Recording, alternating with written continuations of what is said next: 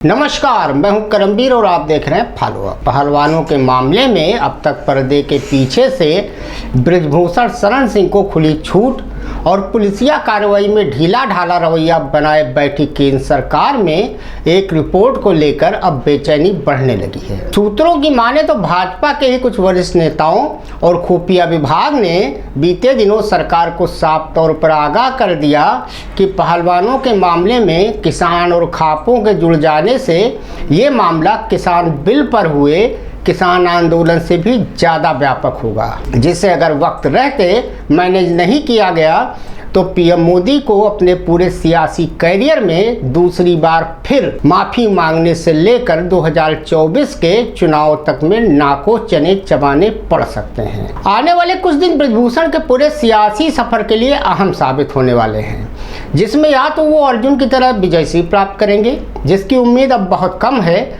या फिर कौरवों की तरह पराजित होने वाले दुर्योधन। ये सब कुछ दिल्ली पुलिस को केंद्र से मिले एक हल्के से इशारे पर टिका है।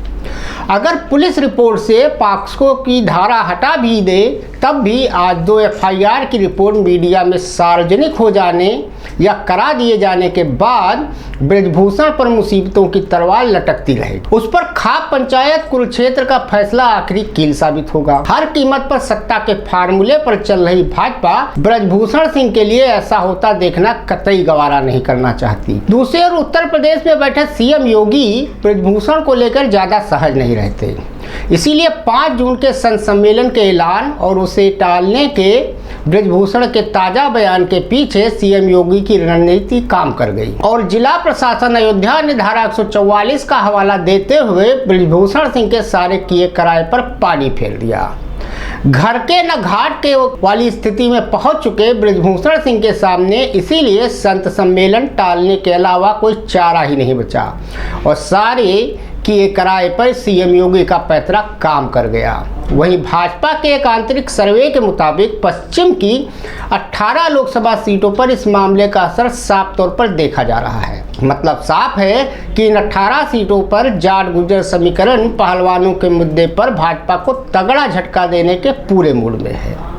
दूसरी ओर देश के कई कोनों में हो रहे खाप पंचायतों पर भी सरकार की पैनी निगाह है, जिसके फैसले सरकार को घुटनों बल लाने के लिए मजबूर कर देंगे। शायद इसीलिए राकेश टिकैत से बातचीत का एक छोटा दरवाजा खोलकर सरकार की जा चुकी गलतियों से मुक्ति पथ खोज रही है।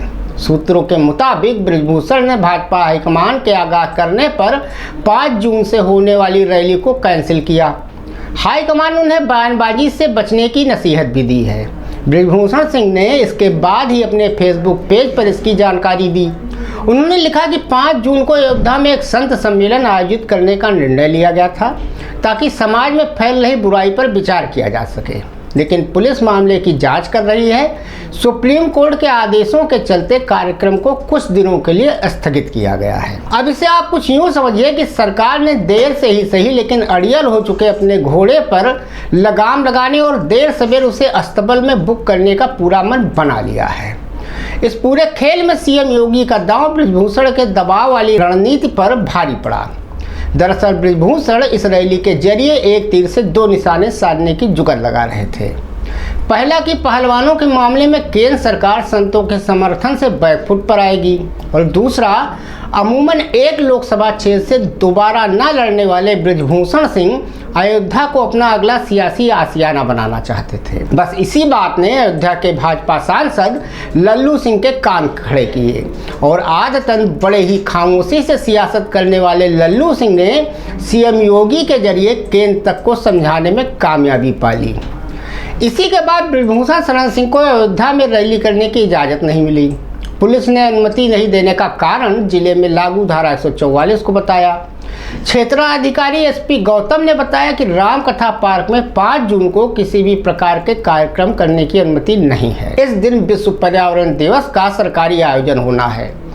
चलते चलते आपको इस सवाल के साथ छोड़े जा रहे हैं कि जिस मोदी सरकार ने अपनी छवि चमकाने के लिए जनता के टैक्स का अरबों रुपया पानी की तरह बहा दिया, वो सरकार ब्रिजभूषण सिंह के मामले में एकदम चुप्पी साधे क्यों बैठी रही? ये बड़ा सवाल है। आखिर केंद्र की वो कौन सी मजबूरी है जिसके चलते सरकार पर लग रहे डेंट की उसे परवाह तक नहीं? वहीं दूसरी ओर वही सरकार सत्ता में रहने के दौरान लगभग 1 दशक में प्रिंट मीडिया को ही विज्ञापनों पर 2300 करोड़ रुपए से ज़्यादा यानी कि हर दिन 71 लाख रुपए से अधिक खर्च किए हैं। प्रमुख दैनिक अखबारों के अलावा कई छोटे अखबार जिन्हें अपने गृह जिलों में शायद ही कोई जानता हो और जो कथित तौर पर सरकारी विज्ञापन पाने की योग्यता भी नहीं रखते, उन्हें भी शीर्ष लाभार्थियों में शामिल कर सरकार ने सबका साथ सबका विकास की धज्जियां उड़ा दी। धन्यवाद।